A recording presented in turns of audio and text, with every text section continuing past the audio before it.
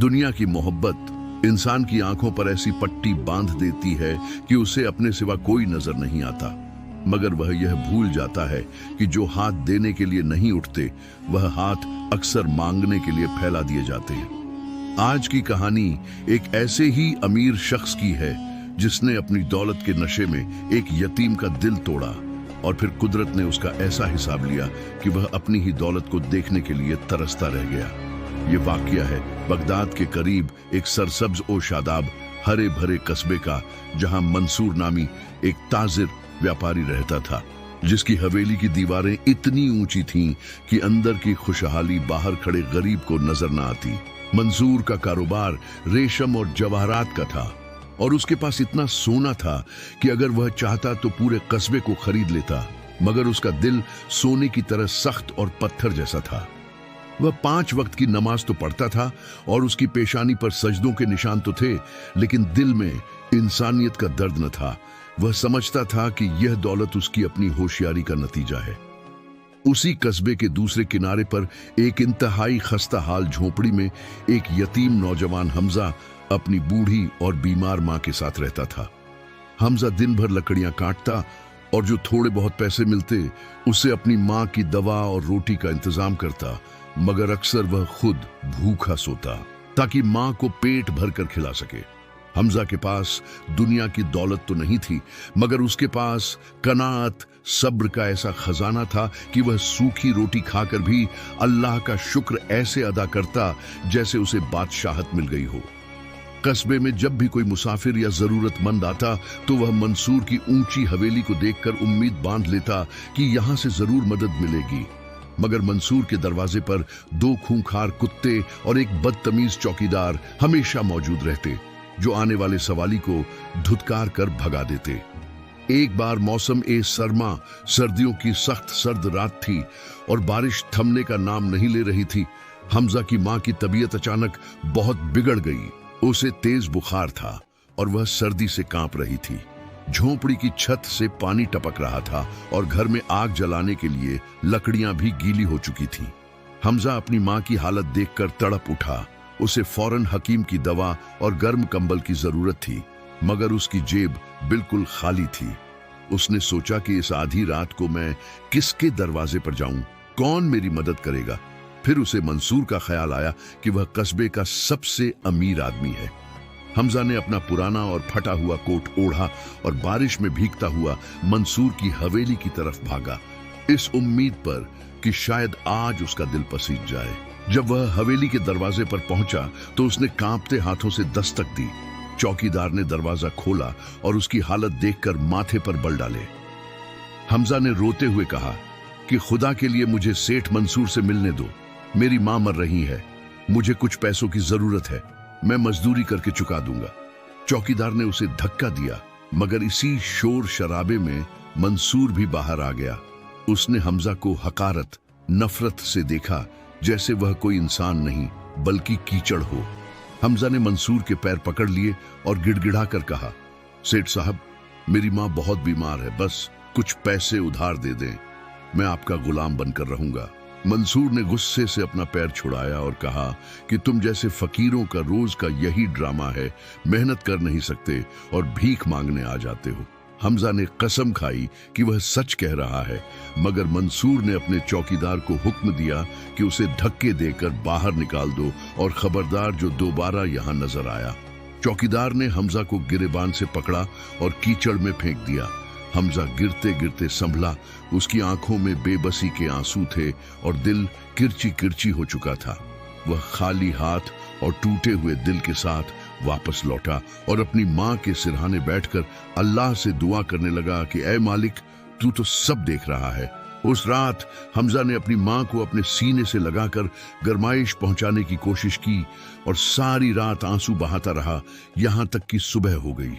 अल्लाह की शान देखिए कि सुबह होते ही बारिश रुक गई और हमजा की मां का बुखार कुदरती तौर पर कुछ कम हो गया। हमजा ने सजदा शुक्र अदा किया। दूसरी तरफ मंसूर अपनी हवेली में गर्म बिस्तर पर सोकर उठा तो उसे खबर मिली कि शहर से एक बहुत बड़ा ताजिर आया है जो नायाब हीरे खरीदना चाहता है। मंसूर की आंखों में लालच की चमक आ गई। उसने सोचा कि आज तो बहुत बड़ा सौदा होगा और मेरी दौलत में मजीद और इजाफा हो जाएगा। वह जल्दी जल्दी तैयार होकर अपनी दुकान की तरफ रवाना हुआ। रास्ते में उसकी नजर हमजा पर पड़ी जो लकड़ियां उठाए जा रहा था। मंसूर ने उसे देखकर मुंह फेर लिया और दिल में कहा कि मनहूस सुबह सुबह नजर आ गया, पता नहीं आज का दिन कैसा गुजरेगा। मगर वह नहीं जानता था कि मजलूम की आह जब दिल से निकलती है तो वह आसमान का सीना चीर देती है और अल्लाह की लाठी बेआवाज होती है। मंसूर अपनी दुकान पर पहुंचा और अपनी तिजोरी खोली जिसमें उसने अपने सबसे कीमती हीरे रखे हुए थे ताकि आने वाले ताजिर को दिखा सके। लेकिन जैसे ही उसने तिजोरी का ढक्कन उठाया उसके पैरों तले से जमीन निकल गई। तिजोरी बिल्कुल खाली थी। वह चीखा चिल्लाया, अपने मुलाजिमों को मारने लगा कि मेरे हीरे कहां गए, मगर किसी को कुछ खबर न थी। चोरी इतनी सफाई से हुई थी कि ताले भी नहीं टूटे थे। मंसूर सर पकड़कर बैठ गया। यह उसकी जिंदगी की सारी कमाई थी जो एक ही पल में गायब हो चुकी थी। वह पुलिस के पास गया, हर जगह ढूंढा मगर कुछ पता न चला। अभी वह इस सदमे में था कि शाम को उसके घर से खबर आई कि उसके गोदाम में जहां रेशम का कीमती जखीरा था वहां आग लग गई है। मंसूर पागलों की तरह गोदाम की तरफ भागा, मगर जब तक वह पहुंचा सब कुछ राख का ढेर बन चुका था। आग इतनी शदीद तेज थी कि कुछ भी न बच सका। एक ही दिन में मंसूर, जो कस्बे का सबसे अमीर आदमी था, वह कंगाल हो चुका था। उसका गुरूर खाक में मिल गया था। शहर के वह लोग जो कल तक उसकी खुशामद करते थे आज उसका तमाशा देख रहे थे और कोई उसकी मदद को तैयार न था।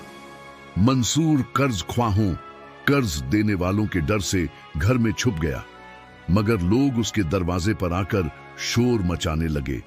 उसे अपनी हवेली और घर का सामान बेचना पड़ा। हवेली बिक गई, कीमती सामान बिक गया और मंसूर के पास पहनने के कपड़ों के सिवा कुछ न बचा। वह सड़क पर आ गया। वह शख्स जो कभी गरीबों को धक्के देता था आज खुद पेट की आग बुझाने के लिए लोगों के आगे हाथ फैलाने पर मजबूर हो गया था। लेकिन कुदरत का इम्तिहान अभी खत्म नहीं हुआ था। मंसूर भूख से निढाल होकर उसी गली से गुजरा जहां हमजा की झोपड़ी थी।